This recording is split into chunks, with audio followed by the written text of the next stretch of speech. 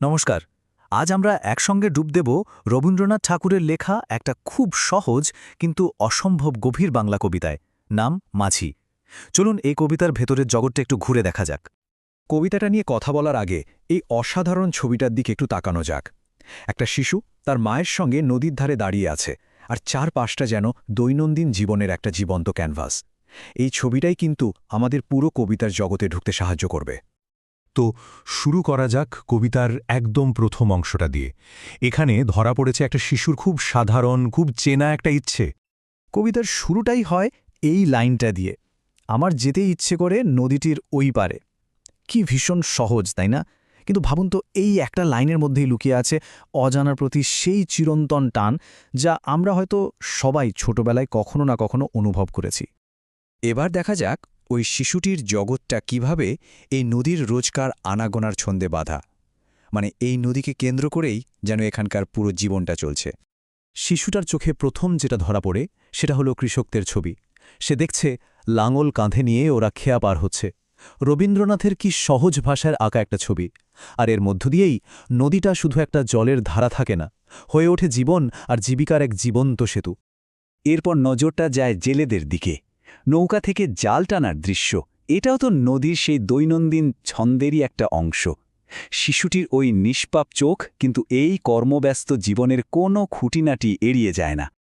আর তারপর আসে রাখালদের দল, গরু মহিষের পালকে সাঁতরে নদী পার করাচ্ছে। কি অসাধারণ একটা দৃশ্য, তাই না? এই ছবিটা শুধু গ্রামের জীবনযাত্রায় দেখায় না, বরং দেখায় প্রকৃতির সঙ্গে মানুষের কি গভীর, কি অটুট একটা সম্পর্ক।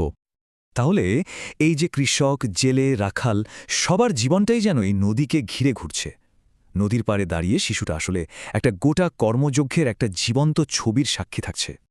আচ্ছা, দিনেরই ব্যস্ততা তো গেল, এবার চলুন দেখি দিন ফুরিয়ে এলে নদীর পরিবেশটা কিভাবে আস্তে আস্তে পাল্টে যায়। এখানে একটা দারুণ তুলনা আছে। একদিকে সন্ধেবেলা, যখন সবাই কাজ সেরে ওপার থেকে ঘরে ফিরছে, তখন একটা খুব শান্ত, চেনা পরিবেশ। কিন্তু রাত যত গভীর হয়, শিয়ালের ডাক শোনা যায়, যা এক বুনো অচেনা জগতের ইঙ্গিত দেয়। দিনের কোলাহল আর রাতের এই নিস্তব্ধতার বৈপরীত্যটা কিন্তু খুব গুরুত্বপূর্ণ। শিশুটা সারা দিন ধরে এত কিছু দেখছে, ঠিক আছে, কিন্তু ওর আসল উদ্দেশ্যটা কি? এখানেই কবিতাটা একটা অসাধারণ মোড় নেয়, একটা বাঁক নেয়। প্রশ্নটা হলো, এই যে সারাদিন ধরে পারাপার দেখছে, শিশুটার মনের ভেতর আসলে কি চলছে? ওর ইচ্ছেটা কি শুধুই নদীর ওপারে যাওয়া, নাকি এর থেকেও বড় আরও গভীর কোনো স্বপ্নও দেখছে? আর এখানেই কবিতার আসল চমকটা। শিশুটার স্বপ্ন শুধু নদী পার হওয়া নয়, ওর স্বপ্ন হলো নিজেই ওই খেয়াঘাটের মাঝি হয়ে ওঠা। সেই মাঝি যে শুধু এপার ওপার মানুষ পার করে না, দুটো জগৎকে এক করে, যে সেবার মধ্যে দিয়ে সবার জীবনের একটা অংশ হয়ে ওঠে। কিন্তু এই স্বপ্নটা সে কার জন্য দেখছে? কবিতার সবচেয়ে আবেগঘন মুহূর্তটা বোধহয় এখানেই। সে তার মায়ের কাছে আবদার করছে, মা, যদি হও রাজি, বড় হলে আমি হব খেয়াঘাটের মাঝি। একটা জিনিস খেয়াল করার মতো, এই স্বপ্নটা কিন্তু শুধু নিজের জন্যে নয়, এটা আসলে মায়ের প্রতি ভালোবাসা আর সবার জন্যে কিছু করার একটা নিখাত, নিঃস্বার্থ ইচ্ছের প্রকাশ। তো এই এত সহজ, এত সরল একটা কবিতার আবেদন কেন এত গভীর, এত চিরন্তন? চলুন শেষ অংশে এসে আমরা সেটাই একটু ভেবে দেখি। এই কবিতার আসল শক্তিগুলো কি কি? ১. এটা শিশুর নিষ্পাপ সারল্যকে উদযাপন করে। ২. তার কল্পনার শক্তিকে সম্মান জানায়। আর ৩. মা আর সন্তানের যে মধুর সম্পর্ক, সেটাকে খুব সুন্দরভাবে ফুটিয়ে তোলে। তবে সবচেয়ে বড় কথাটা হলো, এই কবিতা আমাদের দেখায় যে সবচেয়ে সাধারণ, সবচেয়ে নিঃস্বার্থ কাজের মধ্যেই হয়তো জীবনের সবচেয়ে বড় সার্থকতা লুকিয়ে থাকে।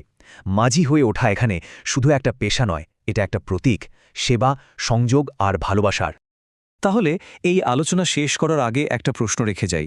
আচ্ছা, কেমন হয় যদি জীবনের সবচেয়ে বড় লক্ষ্যগুলো কি পেতে পারি এই হিসেব দিয়ে না হয়ে কি দিতে পারি এই ভাবনা দিয়ে তৈরি হয়? রবীন্দ্রনাথের মাঝি হয়তো আমাদের এই সহজ কিন্তু গভীর সত্যটি বারে বারে মনে করিয়ে দেয়।